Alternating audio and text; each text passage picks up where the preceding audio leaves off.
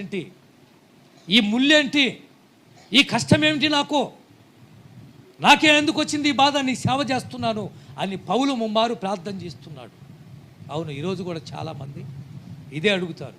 అయ్యా, ఈ సమస్య ఉంది, ఈ అప్పు ఉంది, ఈ బలహీనత ఉంది, ఈ కష్టం ఉంది, ముమ్మారు అడుగుతున్నప్పటికీ కూడా నీ ప్రార్థనకు జవాబు ఎందుకు రాలేదు?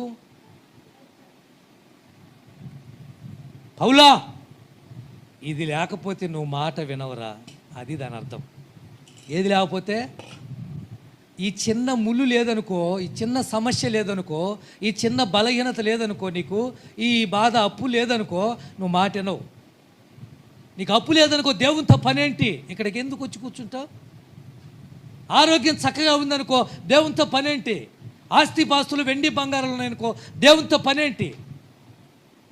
అంతా బాగుందనుకో, దేవుడితో నీకు పనేంటి?